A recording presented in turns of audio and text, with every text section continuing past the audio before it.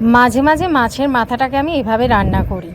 এমনি তো বাঁধাকপি, মুগের ডাল সব কিছু করা যায়, তো ওই কাতলা মাছের মাথাটাকে আদা, পেঁয়াজ, রসুন, কাঁচা লঙ্কা সব রকমের যেরকম মশলা লাগে সেটা দিয়ে একেবারে গামাখা গামাখা করে না একটা তরকারি করলে গরম ভাতে খেতে বেশ ভালো লাগে। টমেটোও দিয়েছি, তো আজকে আমি সেটাই করছি।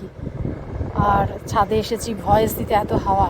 তারপরে করছি ছোট মাছ, সে কবে কিনে রেখেছি, শুধু পেটটা আর কি মানে পরিষ্কার করার জন্য এত দেরি হয়ে গেল। বেগুন দিয়ে রসুন দিয়ে করব। আর এই যে সুন্দর গোলাপ ফুল গাছটা, এটা আমার ম্যারেজ অ্যানিভার্সারি বলে ছেলে গিফট করেছে। কি সুন্দর না, মানে আমাদের দুজনকে এটা গিফট করেছে, আমার তো খুব পছন্দ। পাশে ওই তুলসী গাছের পাশেই রেখে দিয়েছি জানলার উপর। তো এই হয়ে গেল বেগুন দিয়ে ছোট মাছটাকে দিয়ে ধনেপাতা দিয়ে একটা চচ্চড়ি টাইপ করেছি, আর লাস্টে করছি নিম পাতা ভাজা, না হলে তো কড়াইটা যা তেতো হবে। তো ফাইনালি সমস্ত সবজি দিয়ে ডাল বানিয়েছি, এটা আমার পিকুও খাবে, আমরাও খাবো। আর এই হচ্ছে মাছের ওই মাথাটা তরকারি, আর এটা হচ্ছে ছোট মাছ করেছি বেগুন দিয়ে, আর ওই যে নিম পাতাটা ভেজে নিয়েছি লাস্টে। ব্যাস এই হচ্ছে আজকে দুপুরের